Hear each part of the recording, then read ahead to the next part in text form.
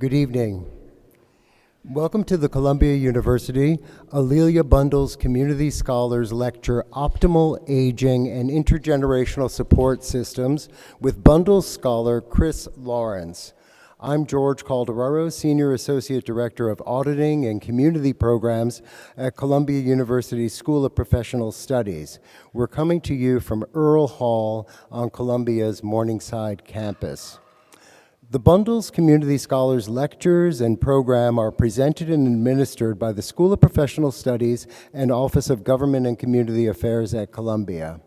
The Scholars Program was created to enable independent scholars in the community to pursue their academic aspirations through access to Columbia courses and resources.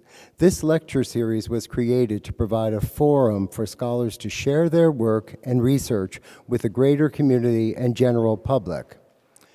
Bundles scholar Chris Lawrence works to find practical ways to support seniors in order to offer them a more flourishing, resilient, and hopeful living through persistent advocacy on their behalf and a person-focused approach to deep listening and companionship. With distinguished practitioners and educators who he will introduce, Chris will lead a discussion of current and potential intergenerational work to address and meet the demands of an increasingly large aging population. Just briefly about Chris. Chris Lawrence has spent most of his career doing community organizing and inner-city church-related ministry in London. After pastoring at the United Church of Christ in East Harlem for 5 years, Chris and his wife Naomi transitioned to InnerCHANGE, working alongside neighbors in low-wealth neighborhoods. They now devote themselves to advocacy for seniors in low-income housing in the neighborhoods around them. Chris also works with Job Pass New York City, providing adults with intellectual and development disabilities, and is pursuing a Doctor of Ministry at Drew University. Originally from the UK, he now makes his home in East Harlem.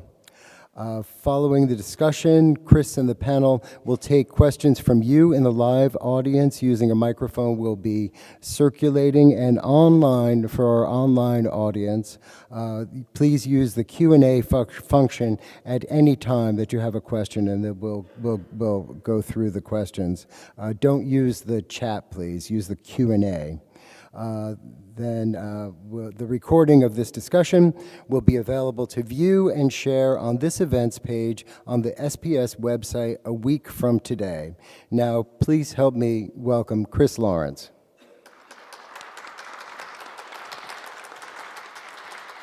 Thank you. Thank you so much for the welcome, and thank you for being here tonight. I'm really glad that there's more people than I anticipated, which is great, even if you do prefer to sit further back and nobody's on the front row. And thank you for coming if you're at home as well and looking online. This is going to be really exciting and really energizing for me. I don't know if it will be for the rest of us. I think it will. I feel like I'm fairly new to this subject, but I'm gonna just remind us why we're here tonight, and then I'll introduce the panel. We're here because we're talking about two things: optimal aging, which is really, as somebody I know said, how to live longer better. It's a fact that you're going to live longer, unavoidable for many of us, but living better, even if you're on lowest income. That's what I'm focused on. So optimal aging, but with a particular interest in low-income residents in New York City. How do you live into your 70s, 80s, and 90s and have a flourishing life? The other part of it is intergenerational, which really is about how do we co-create, this is Dan's language, how we co-create across the generational divide a better way to age. How do we co-create across the generational divide a better way to age in the city of New York? So how do we get younger people involved in being alongside those who are aging at the end of their lives? So that's the other part of what we're talking about, setting up more support, not just seeing it as a specialism for a few people. So I'm going to ask the panel to say just very briefly who they are, why they're here. And you can use the mics. I'll pass them around. So starting with Dan. I'm Dr. Dan David, an assistant professor in the College of Nursing at New York University. And I have a program of research in low-income older adults and assisted living. Hello, my name is Janicia Hyde. I am the Life Enrichment Supervisor at Vista on Fifth. Vista on Fifth is an amazing assisted living community where our goal is to enhance the physical, emotional, and social activities with our residents. Hello, I'm Jana Heyman. I'm a professor at the Fordham University Graduate School of Social Service and the chair of the Robertson Center on Aging and Intergenerational Studies, and I'm involved with a lot of community organizations in working on intergenerational and multi-generational programming. Hi, I'm Mark Nathanson. I'm an associate professor here at Columbia at the Medical School, Department of Psychiatry. I'm trained as a geriatric psychiatrist. I actually originally thought I was going to be a pediatrician. I ended up doing geriatrics. When I did my training at St. Vincent's, which no longer exists, now it's a large condo. I've been involved in geriatric education and program development. For example, I was quite involved with the NORC program at Penn South, getting our geriatric trainees to actually train at NORCs. Of late, I'm the director of the Psychiatry Fellowship at Columbia. I'm very involved in interprofessional education, and I'm a strong adherent of the work of Rita Sharon in narrative medicine. We use narrative medicine to actually educate our students to better understand our patients. Thank you. Thank you. And just to explain, NORC is naturally occurring retirement communities, people aging in place. Is that right? Yeah, good. We're going to let me talk for a minute at the podium, but just whilst we're getting ready for this, I wanted to let you think about two questions that I want you to have in your mind as we drill down into the subjects. One is, how might you personally be able to do more support amongst older people in your communities, wherever you are? How do you feel you're going to go away from tonight with a motivation and opportunities to be more supportive to those who are older adults in the community? Also, I could say, how are you going to make space in often very cluttered and busy lives to receive the gift of people who are spending too much time alone, who are older adults? So it's a two-way process. How are you going to make space in your lives for older people, and how are you going to be more supportive? And that's really would be wonderful if you went away with those two thoughts mulling in your minds, okay? If that's the right expression. I'm going to go over and talk about my last few years in East Harlem. Oh, I better leave the mic. Mark, you can hold that. Sure.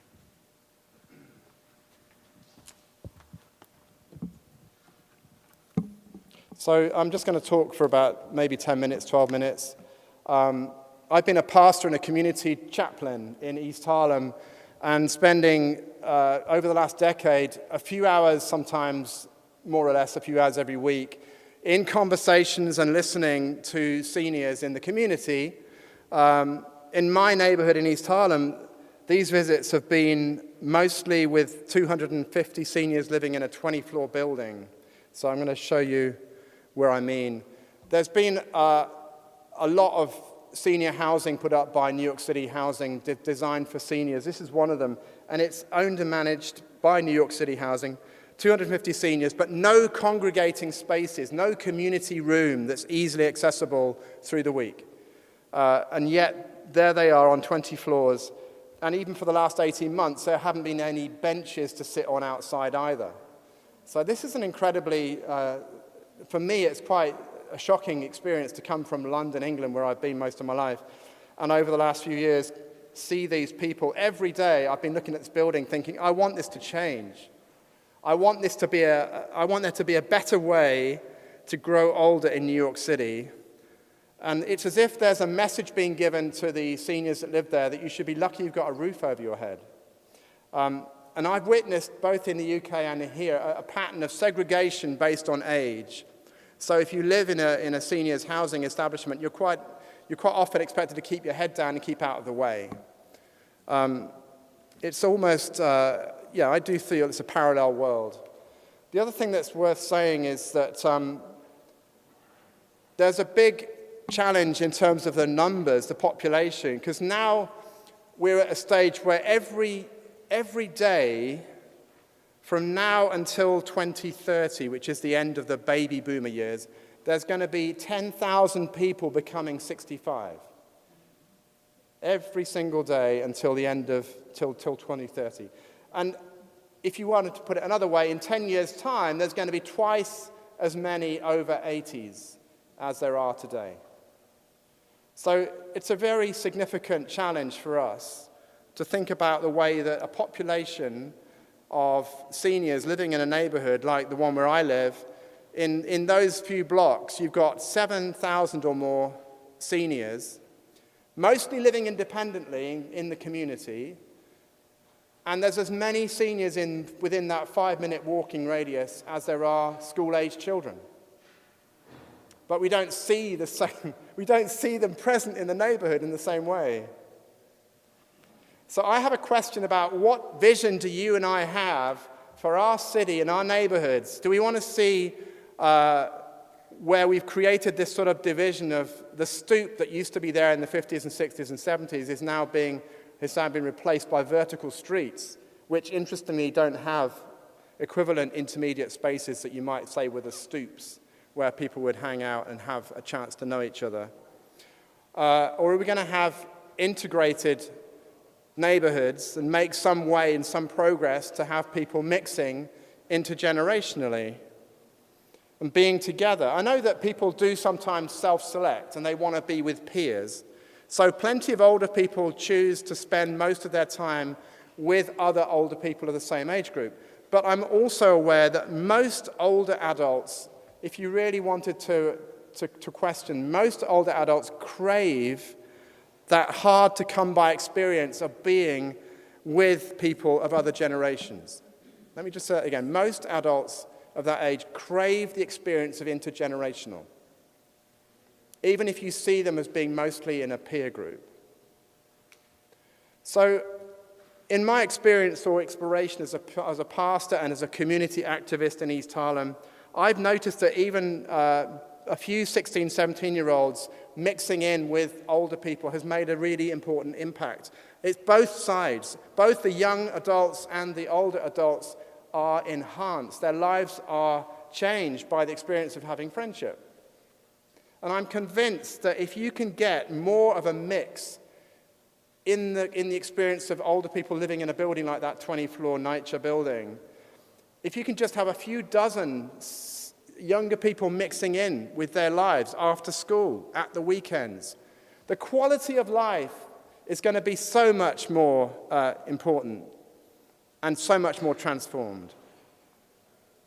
How do we get this to change? You need places. There's three things, really: places, people, and programs, okay?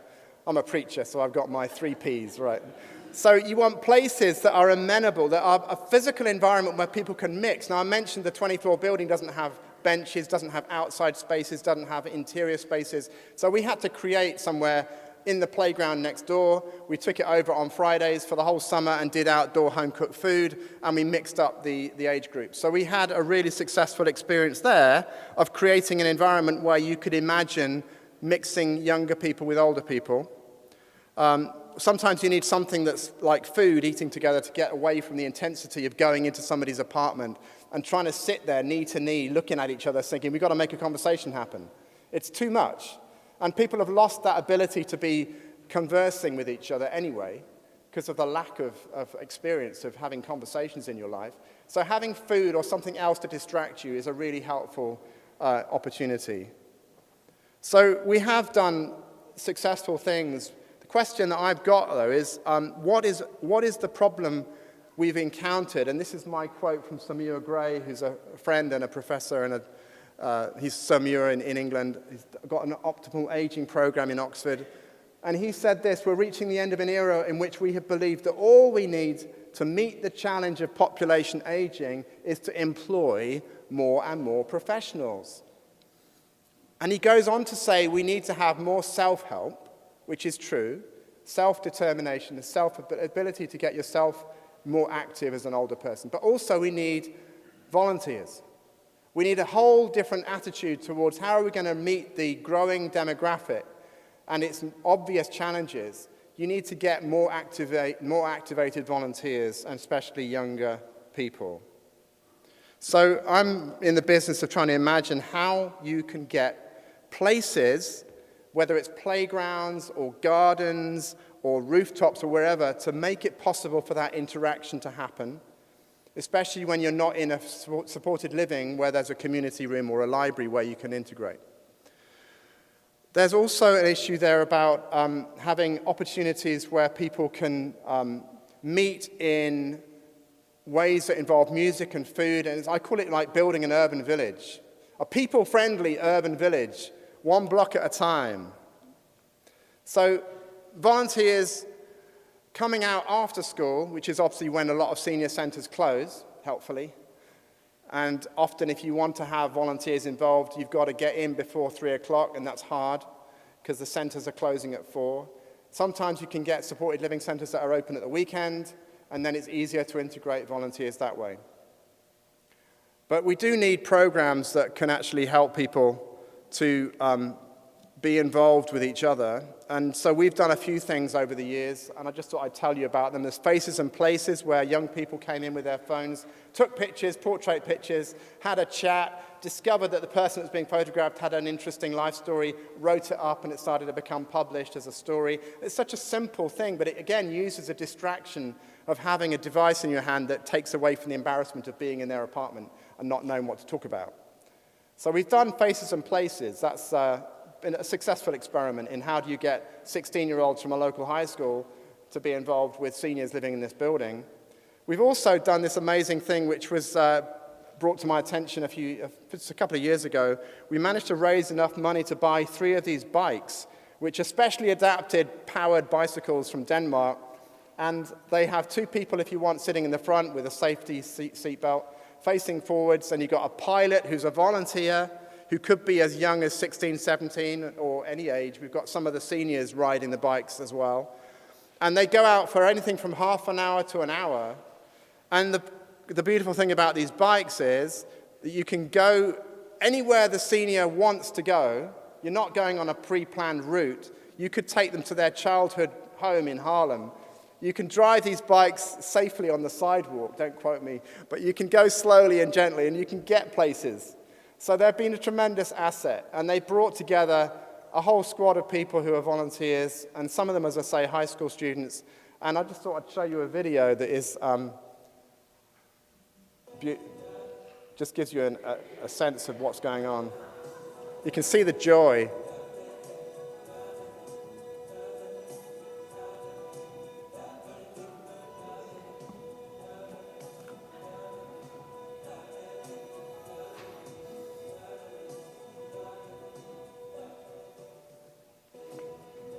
So bikes has been a discovery just the last few months, really. We've got a fleet that's growing.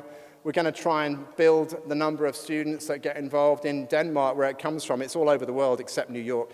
Where it comes from in Denmark, they've got 50 of these bikes just for one city and 600 volunteers.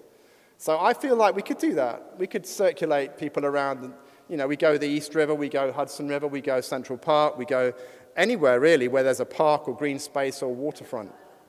Yeah, Randall's Island. So bikes has been a great success, and then also technology, using phones and computers to help get intergenerational support around practical things, but that can develop into storytelling as well. And then obviously we've all heard about buddy projects, phone projects, having a friendly phone call, birthday visits. I could keep going. I mean, this is familiar to many of us because we're in this sort of area anyway. Fiber art is a great way of exploring, making a splash of color outside in the streets, but putting together these amazing designs and pictures and elements, but using intergenerational groups to do that. And whether you're doing crochet or board games or bikes, the whole spirit of it is that we need a village. Well, you know the expression, we need a village to raise a child. We need a village to be able to do this intergenerational. We need each urban neighborhood block to become like a village. And in that vision, we're trying to say to people, What is it that we need? We need each other. It's a two-way, bi-directional, trusting relationship we're building, where those who are younger are actually receiving a gift of friendship from somebody who might be less judgmental and have a softer focus on their lives when they're struggling to make sense of what they're doing. And it's also obviously a privilege to be able to be friendly with a senior.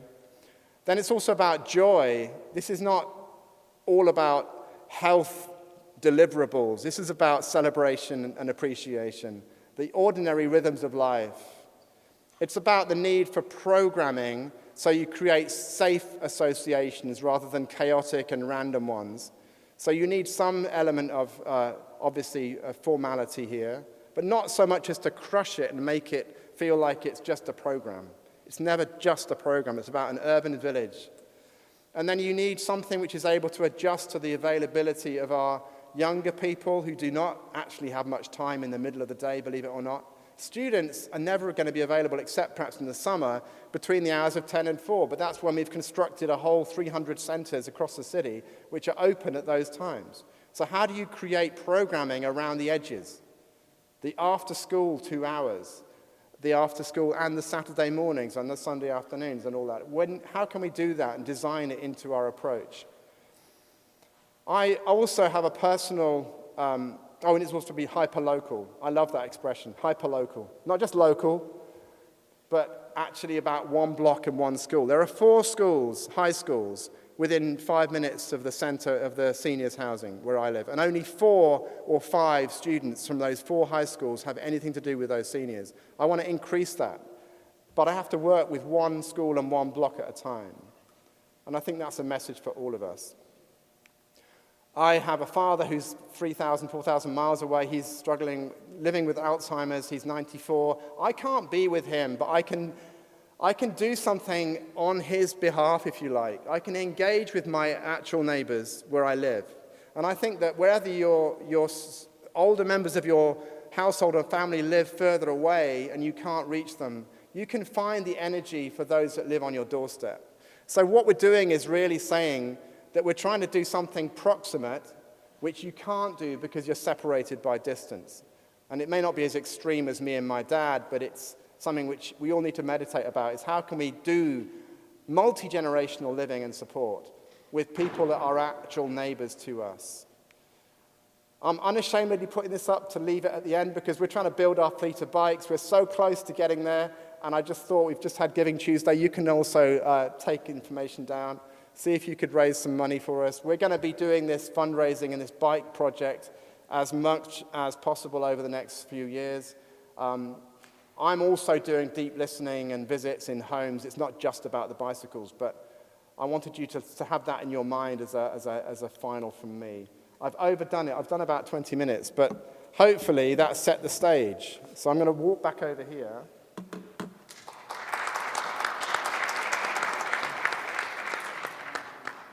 And if you can remember who these people are, just introduce Dan, Janicia, Jana, and Mark, right? We're going to have a bit of a conversation, or you're going to have a bit of a pitch. So starting with you, Dan, I'm going to ask you about this thing about loneliness and isolation and what the challenges are facing older people, whether they're living in a supported living facility or whether they're living in a building like the one that I showed the picture of. Tell us a bit about what you found out from your experience. I moved to New York just before COVID, but my family used to say that I was the world's youngest senior citizen. I've been going to senior citizen events since I was 8 years old, and I'd go with my grandmother. And I think everybody relates to an older adult that's made a difference in your life. And I look across the room, and we're talking about intergenerational work, and I think we're healthily over the mean age of 40 here.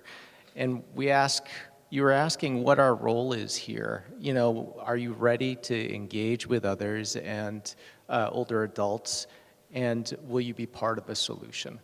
And I'm here to tell you that throughout my research, where I've been working in low-income older adults and assisted living, it's not that hard, and that the older adults that are there are you. It is a way to actually learn how to find joy in the end of life by just being with people. And so for the past 5 years, I've been interviewing older adults, and one of the questions I always ask them is, what gives your life meaning? And so many of them feel the accumulation of trauma and heaviness in life, but can also point to the things that bring meaning to their life. And so I had the interesting experience of having a Thanksgiving with my kids, my family, and younger adults that were in their 20s. And I asked them the same question. And not surprisingly, they came up, I asked them, what gives your life meaning? And the things that they said were the same things that all of the older adults that I've been interviewing have been saying. And so what I'm offering you is a challenge to follow in Chris's footsteps. He really, if you could put what he brings, older adults, into a pill, everyone should be on it.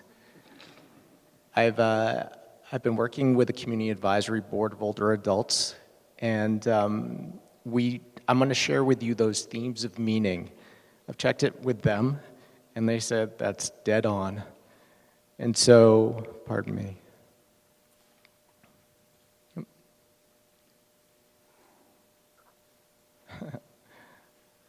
Okay. So, what did these older adults tell me? Well, the first thing that they want you to know is they don't want to be known by their limitations. They want to be known by their strengths. And I think that's true for all of us.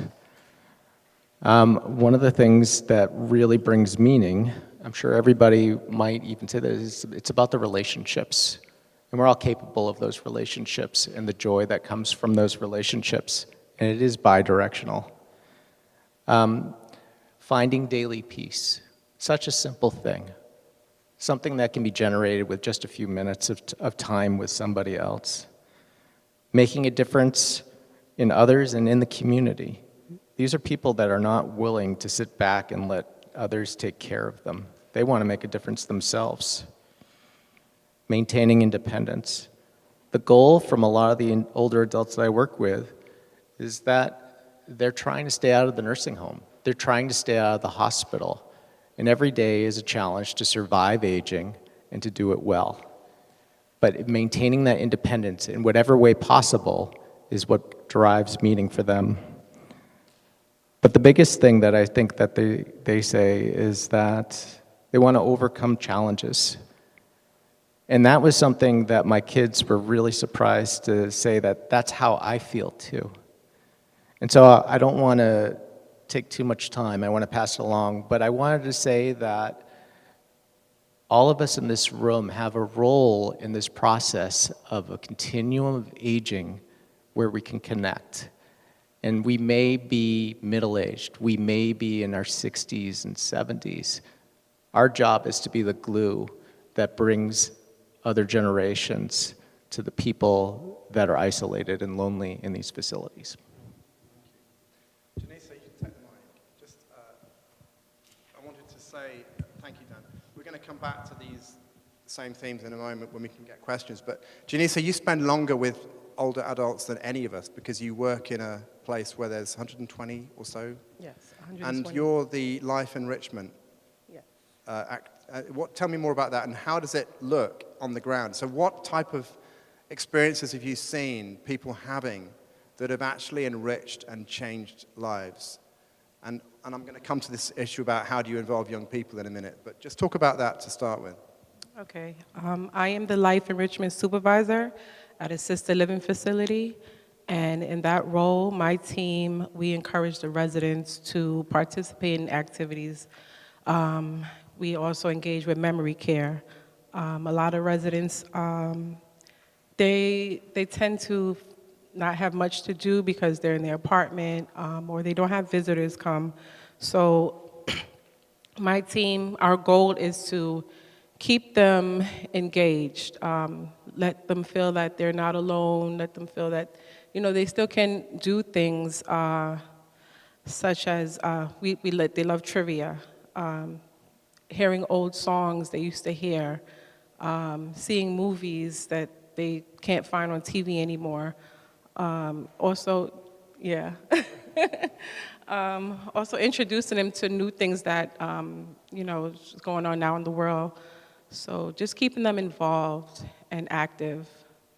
And tell me how young people, have you had some young people coming in and doing, what sort of activities have they done together across the generations? Yes, we have several youth come in, mostly again during the summer because, the timing is not right. So when they come, they will do board games with them. They also do just conversations. We have some students from Columbia who come here, who come to Vista Fridays and Saturdays, and they sit with the residents for about an hour, and we try to match them up with the same residents every week, and they do brain exercise with them, which consists of reading, math problems, color coordination, things like that. We should we're going to ask questions in a minute, so we'll have you back and do that. I want to just start to Mark, and then we'll do Jan. Mark, you're a geriatric psychiatrist and one of only 55 in the whole of the continent. Is that right? You were telling me there's almost there's a lot of issues there about the gap in provision in terms of paid professionals. I run the Geriatric Psychiatry Fellowship, so we train psychiatrists for an additional year in specializing in geriatrics. And throughout the United States, there are only 55 geriatric fellows currently. The numbers of people applying to geriatrics, not only in psychiatry, but also in psychology, social work, nursing, are diminishing for a number of reasons, everything from stigma to ageism to the fact that in some cases, if you do an extra year in geriatrics, you end up making less money. There are Medicare caps and so on and so forth. One of my major focuses has been the geriatric mental health workforce. How do we meet the needs? As Chris is saying, the numbers are increasing. We clearly know that as people age, they are going to be suffering from a whole host of mental health issues ranging from cognitive impairment to mood disorders to anxiety to substance use. How do we meet those needs? Because it's certainly not going to be met by psychiatrists or other professionals, but it could very well be met by other younger people who are trained, because in my opinion, mental health care can be done very effectively with the understanding, what we've been talking about is that human-to-human contact is mental health care. My daughter is an occupational therapist, and she tells me about the cases that she's seeing, and I say, you're doing mental health care. And I give lectures to the occupational and physical therapy staff at Columbia, and I say, you don't realize this, but you're all working as mental health therapists. You just haven't been labeled that, and that's something I think we can change. It's something that, and again, I think it's something clearly that young people are just ripe to do. The interesting, 1 million older people over the age of 65 living alone in New York City, estimated, at least about 1 million. That's a lot of people living alone. And in England, UK, they came up with a statistic that there was 1 million over 70s living in England who spend 45 days without a significant conversation. And that's something which is not just unique to Europe, it's got to be here as well. So there's a lot of people that suffer needlessly because they're being put through this experience of having no significant conversations, no significant companionship. Tell me how it works. Do young people gain something from this as well? There's a lot of young people in the 16 to 18-year-old age group who are struggling with mental health. So maybe there's a two-way street here. Is it? I mean, that's my most recent experience during COVID is we put together a program called Friendly Calls for Seniors, because we had a lot of medical students or other health science students, all these social work students, and they weren't allowed to see patients. So we had them making phone calls to seniors. And then we moved it on to having undergraduates here at Columbia making phone calls. And the undergraduates were saying to me, I never realized how rewarding it was to just talk to people because their lives are so interesting and so rich. I haven't had the experience. My experience working with teenagers, interestingly enough, has to do with families in Washington Heights where I see patients, and oftentimes these young people are looking after their grandparents at home because of the needs. There are not enough home attendants. People can't afford it. So families, there is actually an interesting program now through Medicaid called CDPAP where family members, adults, can get paid as home attendants. But there's extreme value in utilizing our younger, our teenagers. There's a program that Linda Fields developed. I don't know if you know her. She's the dean of the School of Public Health. It's called Experience Corps. It's been in effect many years, and essentially put older people into public schools, and they're helping students learn. And they found that physiologically there were tremendous benefits to the seniors by having to do this kind of work. It really goes both ways, and there's no reason to think that it wouldn't be just the same in terms of our adolescents. I see a lot of adolescents. Unfortunately, I work in emergency rooms. I see a lot of adolescents who are coming in with all kinds of mood symptoms and suicidal thoughts, and you're absolutely right. This could very well work in two different directions. Thank you so much. I want to talk to Jana now, because you mentioned technology. I'm not very technologically proficient, but I do use technology with seniors. Tell me about what you think is possible. Well, I think there's so many opportunities, and I want to build on this mutual relationship because I do feel in all the programs that I've had the opportunity to be involved in, it's beneficial to both the older adult and the young person. And this can start as early as an 8-year-old with older adults maybe reading, being involved. We were engaged in a program where older adults and young people put on a play. And they even talked about how they wanted to do different programming together. And the 8-year-old would say, they're so healthy, they can dance. And here, the person was in a wheelchair dancing side to side. But with programming, it's so important. And intergenerational technology programs should really be expanded. Many older adults, let's face it, myself, there are many times I can't figure out something that is going on with my phone, my computer. And we have programs where college students work with older adults. But it's mutual because an older adult might be looking at a story about how this is a woman whose husband was in World War II. And the college student was helping her understand where he served. And they looked at different areas of Europe where he was based. And the student was learning just as much from history as the older adult was really feeling in touch with their loved one and their experiences. So it's really mutual beneficial. And right now we're doing a program with social workers, working with telehealth programming, working with nurses. And it's really, all ages, from the young 8-year-old to the teenagers after school, and really touching lives. So I think we really can use technology, but we can also use heart. And I feel like it's that mutual beneficial relationship that can make a difference. That's great. There's so much, we could go off in a number of different directions. I want to make sure that we do cover both sides of the theme tonight, which is both what does it look like to be flourishing in later life, how do you live well as living longer, and we also want to think about how younger people can get involved in much bigger numbers because of the sheer population shift that we're going through. So George is going to help us get questions, I think. I think we should go right through to question and answer so that we can have people both in the Q&A on the computer and also right here in the room. We can just pick up some questions and just Are there try and any go with them. questions in the live audience? I'm going to bring the mic over. I'm going to bring them.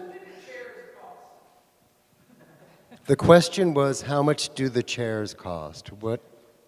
The ones we're sitting on. Oh, the bikes.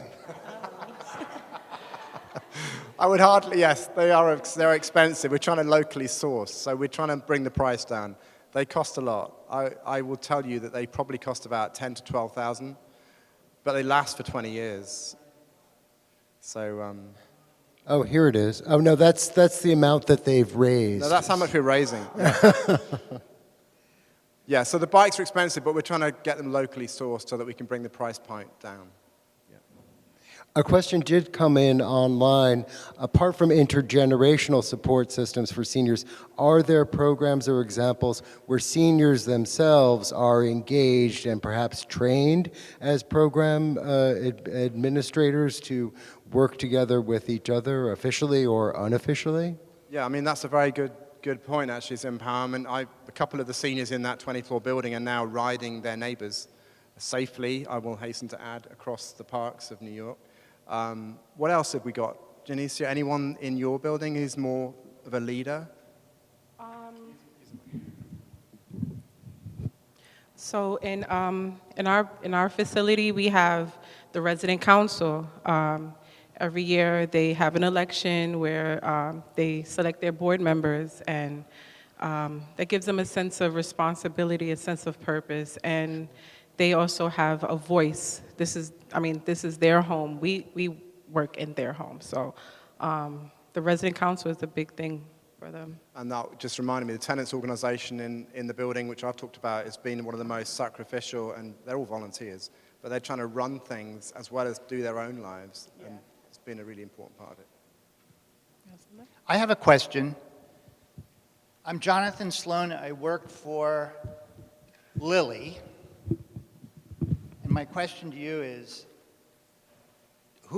raise your hand if you know, and you as well, who has heard of Lilly? Life Force in later years. Life Force in Later Years. It's a Thank you very great much. name. Life Force in Later Years is a nonprofit, volunteer-based group in Morningside and West Harlem. And my boss and director is here tonight. Paula, could you get up and talk for a second? Thank you. Paula Seefeld. Could you come and talk for a second? Explain Lilly. Lilly has been around for 15 or more years. It was started by Irene Zola. We use volunteers, many of whom are from Columbia University. A lot of graduate students, a lot of foreign students. Foreign students are lonely because they're not able to travel home to visit their grandmothers and grandfathers and parents. And so they flock to us, and they are great because they speak multiple languages. We have a very diverse community here in Morningside. We have a very diverse community in West Harlem. We speak Spanish. We integrate our groups from West Harlem and Morningside together in activities. We don't have a central building. We do it using the public library. We go into people's homes. We partner volunteers with seniors. We vet them first. They have to go through a process a little bit because we don't want to send strangers into someone's home. But they become friends. And then the seniors can call them, call the students or young people and say, I need you. I need you to come and help me. And so we've developed this, and it's a really wonderful model. And it works. Do you know, do the students come through Community Impact, for example, which is right here and is specifically focused on aligning student volunteers with community organizations? So, The question, Paula, is how do you get students from Columbia? How do you do that? I can deliver Paula's mic. Okay, thank you. You can answer from your spot. I think the camera can pick you up.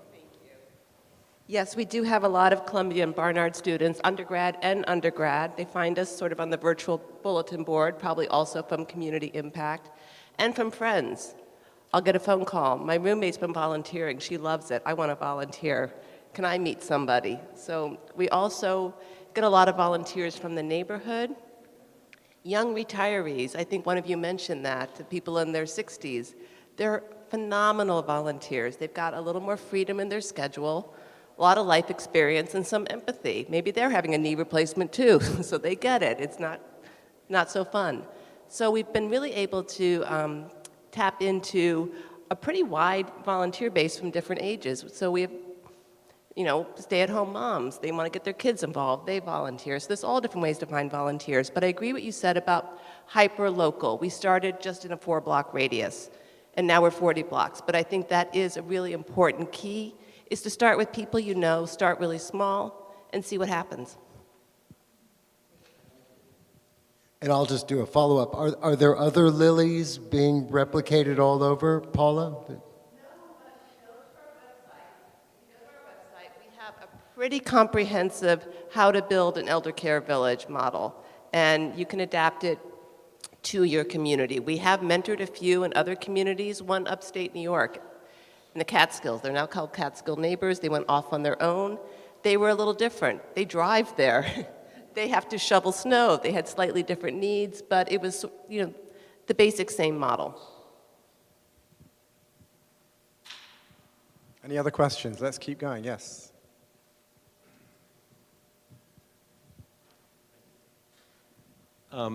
The focus on intergenerational, Chris, you mentioned reaching out to high school students, and most of the panel are people who specialize in geriatric problems and services and treating them as kind of the patients. High school students are also need some optimal aging. It's a very difficult time of life. So I guess my question would be, how do you market this to younger students, not just successful Columbia students, but some of the students who may have some of those mental health issues that you mentioned. And it's, it sounds like the real interaction that happens is very Freirean, very give and take, not top down, not service oriented. But then there's the, how do you reach out to those young people? Get really practical. So let's have some input. Let's briefly ask anyone from this side of the room. Give us a few nuggets of wisdom about recruitment. So I can tell you my experience is that we're all different. And to summarize, to try to pin down what do the kids want, what do the older adults want, really doesn't do justice to the complexity of the many wonderful relationships that you can have. And so I would tell you that in every group of younger kids, in high school kids, there are those that are ready to serve. There are those that are ready for enriching relationships. We just have to ask them. And I think one of the mistakes is to assume that they want to be entirely in their phone, when there are these moments where you can see the spark. And it's good to remind us that it's always possible, that I think we just have to ask, and we have to be mindful, because we're slipping away from our intergenerational connections. And I think we have to push back. So I don't know if that was...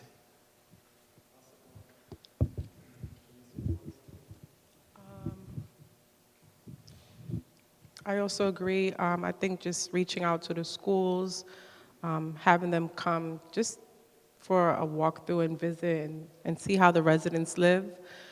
It'll give them, a little initiative to come and visit.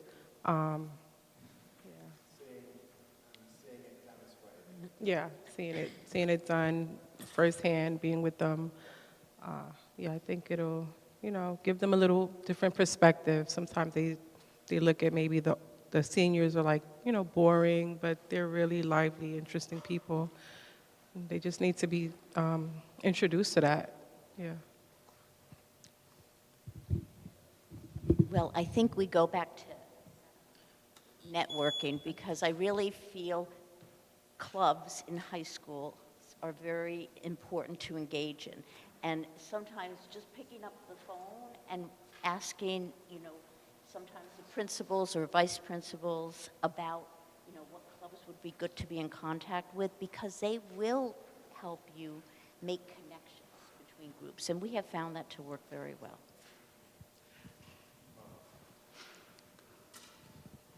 Well, I'm thinking about the point that you reiterated, which is if we've identified some young people who've been having some struggles, mental health struggles, one thing we haven't done, which we're doing with other groups, is we're bringing in peers to this. Is people who've had mental health problems who are stable, and they're working with people who are in crisis. And I'm just thinking, again, wouldn't it be interesting if we had peers who were seniors who might be working with young people? And the ramifications of that would be very interesting, because a lot of these teenagers are, first of all, we see a lot of people from different countries. I work at Elmhurst Hospital as one place I work, and it's very diverse. I just had a young girl the other day from Ecuador who's been here for 8 months and is really struggling, and have thoughts of suicide, and she wants to go back home. Wouldn't it be nice if she had someone older who she could spend a little time with, who could give her a different perspective? So I think this is what I said before, I think we need to redefine what's important in terms of mental health care, and what people are able to do. I was just astounded, again, during COVID, how we were underutilizing the resources of young people who were in graduate schools. They had nothing to do, but these are really bright people. Why don't we use them more? Thank you. We're going to have another question in. Just let me say one thing, because I keep on wanting to emphasize this. We need to redesign the way that people get onboarded into working and being with seniors to make it fit around their schedule. Often we rely on people being available at the wrong times of day. So I just want to emphasize that again. Whenever you've got a chance to advocate to schools, to consider that there are ways that you can get the 4 o'clock to 6 o'clock slot allocated to people living in the neighborhood around the school who could value a visit. That would be one thing to do. Good. I think I've been on both sides of that coin. When I was 26, my mother was dying of lung cancer, and the last week of her life, she basically gave me a list of take care of my grandchildren, take care of my mother, look out for your sisters and brothers, and your father's going to date, but it's okay, because once I'm gone, he's up for grabs. It's basically what my mother told me. And in between her diagnosis and death was less than a month. And so these were nightly talks my mother had with me. Now that I'm 66, and it's been 40 years since my mother left here, and now that I'm 66 going on 67, people are asking me, well, why don't you move into a senior citizens building? I don't want to live with just seniors. I like living around people of all age groups. I live on the 5th floor in a walk-up. The young men in my building, when they see me coming in with groceries, they help me up to my apartment. Do you need help? Sometimes I give them money, and when I try to even give it, oh no, it's not necessary. I said, no, take it when I have it, because there are going to be days and I don't. And I let them know. But I also, quiet as is known, I'm my church clerk's secretary. She's 85, and her husband used to do all of her computer work, but he died in 2020. I have taken over that role for her. I help her with resolutions when people die. I call up senior citizens in my church. I called up one who was 90 today to wish her a happy birthday. And so I'm wondering, what are people teaching their kids about being there for one another. I hung out, my mother, as I said, died in '84. Her mother didn't die until 2003. I hung out with my grandmother. I saw her, I made sure, even when I wasn't going to church, I'd make sure I'd go once a month just to see how my grandmother was doing. I'd take her out to eat, you know. I'd go to other church services with her just to be with her, or I would go home with her after service and she would cook dinner for me. So I'm just wondering what people are teaching their kids now, that this is such an issue.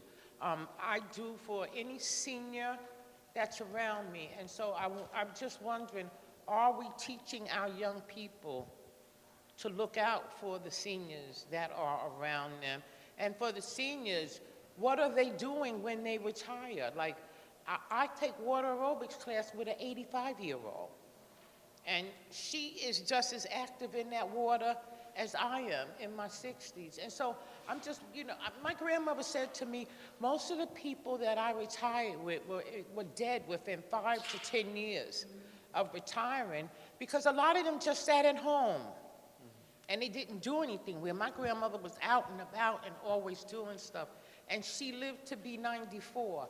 So I'm just wondering, what are seniors doing with themselves once they stop working? Like, have they stopped living?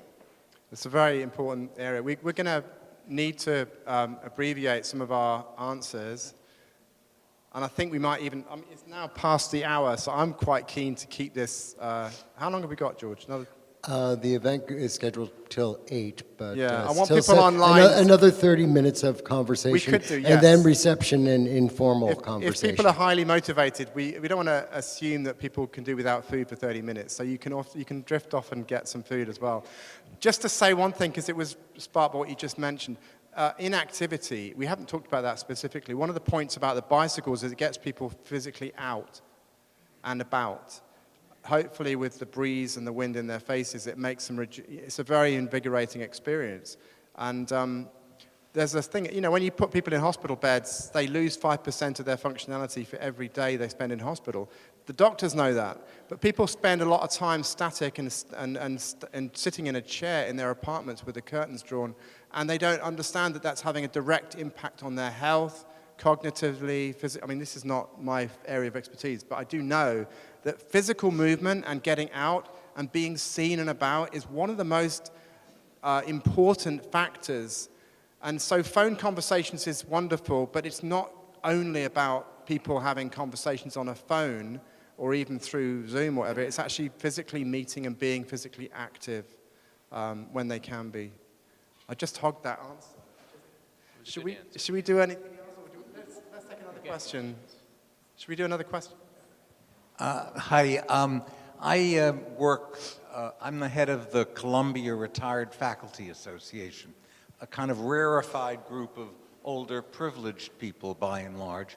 But the thing that really strikes me is, and I wonder whether those of you who work directly with older people who are not as fortunate as most Columbia retired faculty are, whether you notice significant difference between the genders.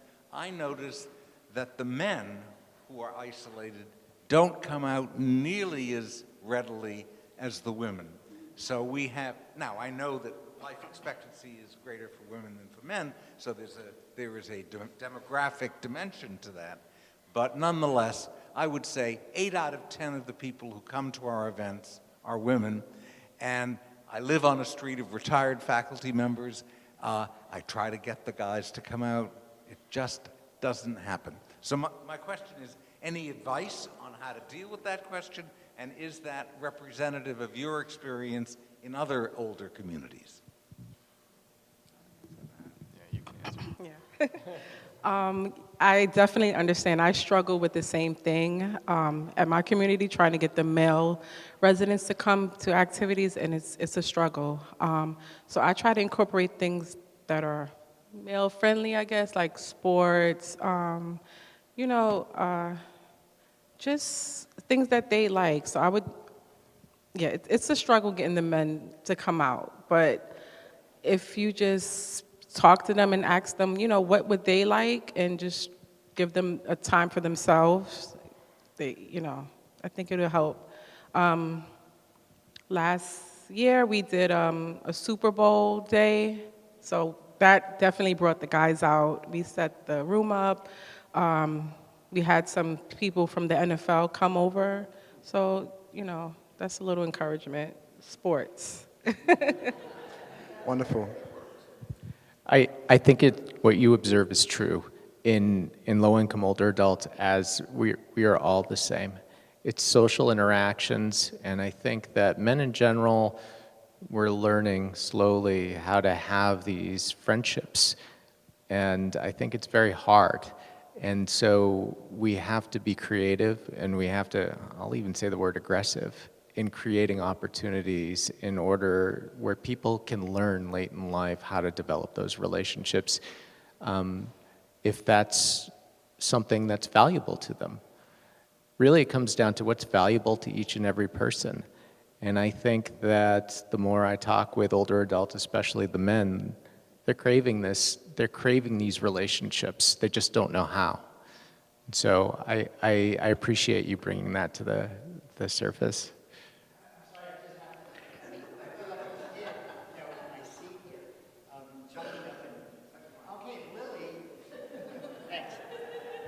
By the way, Lily is life force in later years. And Irene Zola and Paula Seefeld about 3 years ago, came to me. I was a volunteer. My wife works at the hospital over here. She was in the trauma department. And of course, the number one trauma in the city are, any guess? Seniors. The number one trauma in New York City are seniors. Okay, so I was a volunteer, and my wife would call me, can you help this woman get home from the emergency room? And so I started volunteering. Paula Seefeld, Irene Zola called me over one day, said, would you come have lunch over at the apartment? And we want to start the men's group. Why? Why me? Why do I have to do this? I don't know. This is not my training. We started the men's group. We meet every Tuesday at 2 o'clock. Half the guys are professors from Columbia. I have West Harlem guys coming. We are so big now. Men, it's a small group compared to the large group of women in Lilly, who are, by the way, we have a 105-year-old. We have a 103-year-old whose birthday is coming up. This is almost like a blue zone, what they call for people who live over 100. The men, my eldest guy is 93. And then I have two others who are 92 and a 91-year-old, and then everybody else is in their 80s. They love it, and they come over. What we do is we gather at my apartment, and I have a large table, and we sit around and we have lunch, and we talk about everything. I mean, there's a huge amount of experience that needs to be talked about, and these guys love it. They love coming around. I love it. I love being part. I'm so honored to be part of this group of old guys. I'm not young myself anymore, so I feel like, wow, this is kind of cool that I'm invited in. And that's how you do it. But it's interesting, I just want to point out, this is women who came up with the idea for the men's group, which was, and I said, what do we do? And they said, just, men, they like lunch, just give them food. And I was like, wow. So, thank you. Right, another question over there, I think. So, I kind of struggle myself with the fact that I hear talking about mental health and older people. I'm kind of in the middle. I didn't get all the way old yet. I'm not all the way young no more either. But my struggle is that sometimes it's a fear of not knowing what to say or how to interact with the seniors. Is there any programs or training or anything that people can go through to help ease that? Because I can see if I struggle with that, I can only imagine what a 19, a 20-year-old would struggle with trying to connect. I have a problem with connecting with, even just personally, have a brother that's going through mental illness. I have a mom that's dealing with dementia. So at times I'm confused. So if I'm confused, I can only imagine that that younger generation is just as confused. So is there something that they can do, free programming or training or a website they can go on? Maybe if we advertise that more, then they can feel more comfortable, and that will bring them out a little bit more. The thing that jumps to my mind immediately is NAMI, which is the National Alliance for the Mentally Ill, where you have family members, or really anyone who is dealing with issues and sort of just understanding what it's like, particularly in a family. I would reach out to NAMI as a start, but I don't know this for a fact, but maybe people from usually the senior centers are so rich with so many activities. I wouldn't be surprised even if they had training programs, or what you're saying, and that sort of dovetails with what I was saying before, is we need to train people like you to be able to feel, just as the question you're saying, how can we help you feel more comfortable doing this kind of work? Because actually we would be training you as a therapist. You might want to not be called that, but in fact that's what you'd be doing, and it's very valuable. Do you mind if I dovetail into that? There's a new movement in healthcare where we're recognizing that there's care outside of the healthcare setting that makes a big difference. And there's all sorts of wisdom and intelligence in building those relationships that go beyond education, go beyond training. But you need the experience in order to be able to get to that point where you can develop those authentic, healthy relationships that are bidirectional.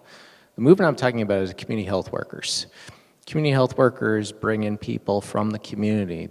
They've lived in the same space as the people that they talk to. They receive I think it's about a few months of training in which they are trained actually to serve in a healthcare role, a clinical role of community conversation, and making sure that there's a comfort there of being able to connect with people.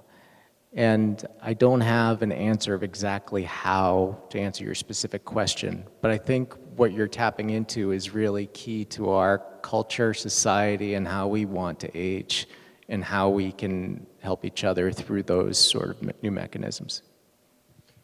I was just going to mention, because I'd forgotten to mention this earlier, that John Robertson, who is due to be here but is unwell today, he was telling me about the process of encouraging young people to listen well.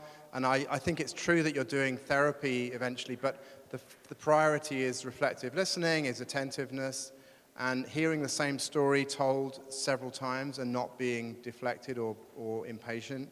He's been trying to help some of the students that he's been bringing into seniors housing to do that. And it's been, I think the ability to listen is a life skill that we can do with help with, all of us. And what better way to learn about listening than to be with people who maybe require a lot more attention than you're used to giving to somebody who's speaking at 1,000,000 miles an hour, you know. So that was my little comment. The other point is that not only was John able to go, Stephen Chung wasn't able to be here tonight. He is actually a Lily volunteer as well as being a busy pastor. So Stephen would have spoken a lot about Lily as well. So I just want to offer a different take on this. I'm part of a group called Bloomingdale Aging in Place, which we have people who join voluntarily. It doesn't cost anything to join.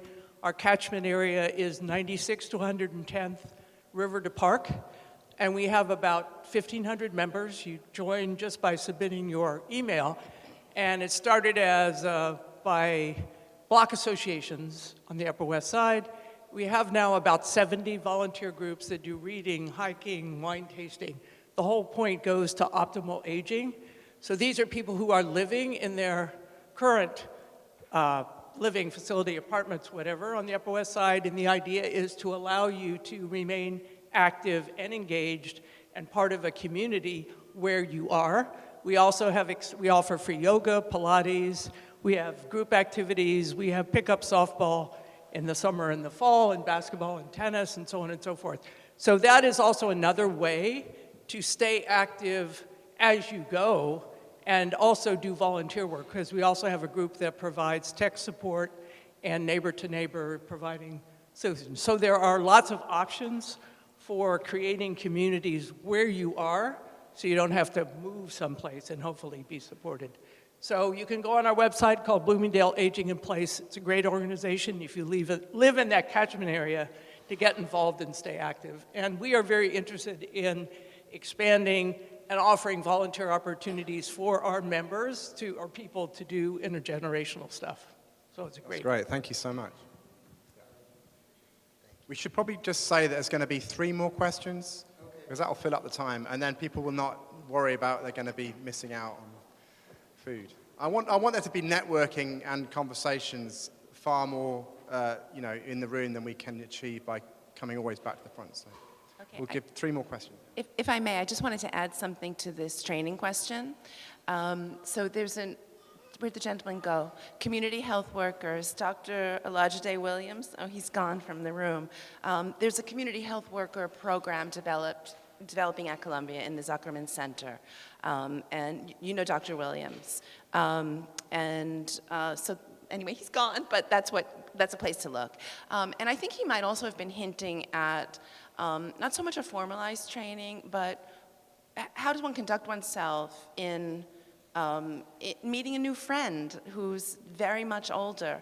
If I could share something, when I was about 13 years old, I volunteered in a nursing home. No training, no nothing. I came there. I was very, very, very young, and they sent me to the room to visit with this woman who was incredibly gracious. Her name was Lillian. She was 103 years old. She was blind, and she asked me to read to her. And I remember the light in the room, and I read to her for about an hour. And I came back the next week, and she was gone. And there was no support for that either. So, if we're bringing children, and I'm going to say 16, 17-year-olds are children, bringing them into a relationship like this, how do we prepare them? Not only for the loss, but also how to open a dialogue that is not clinical, that doesn't require any specialized training. Thank you very much. That's another question. And then there's one more after this. It was a question.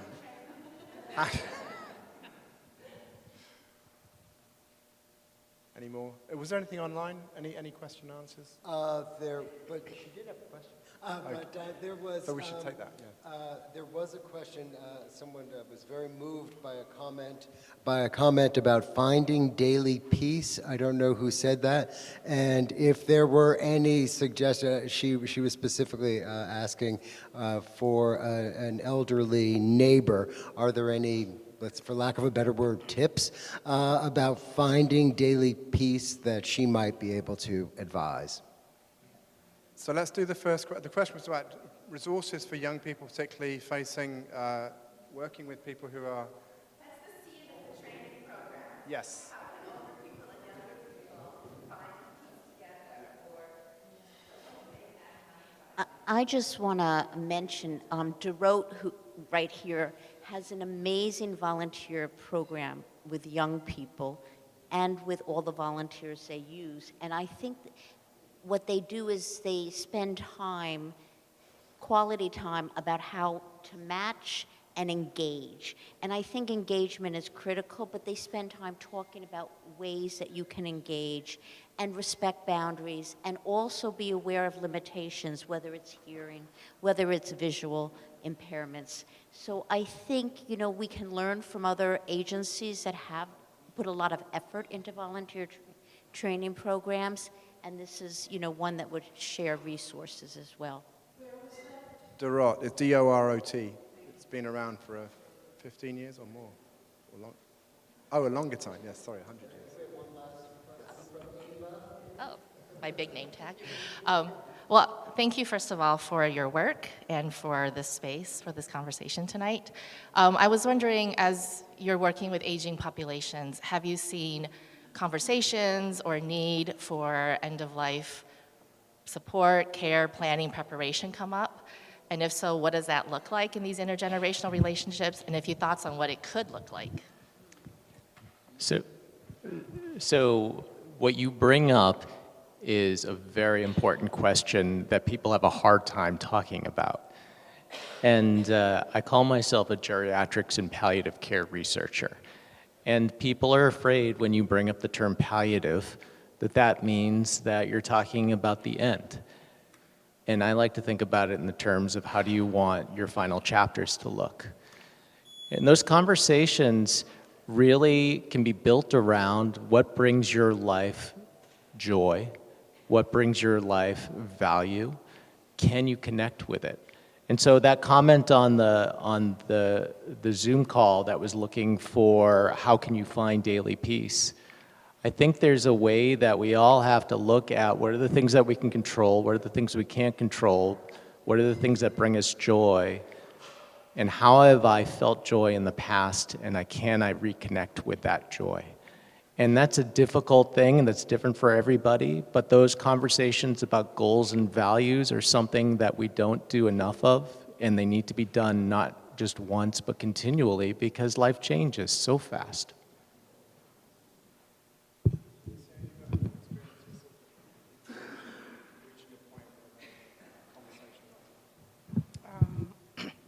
Yeah, I hear those conversations often at my community with the residents, and I just try to conversations with them.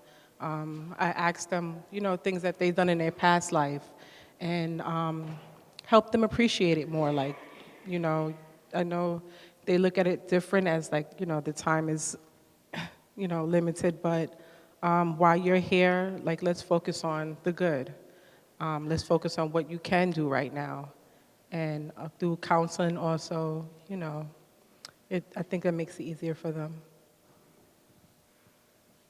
Thank you. George, do you think that's...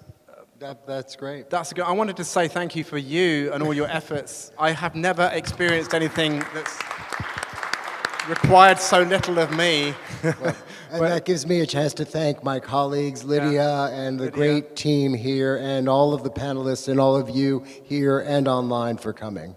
It's been really, really important to do this and to try to raise the issue. I wanted to remind you about the two questions earlier on, about what can you personally do as you go back to your neighborhood, your community, wherever you have relationship.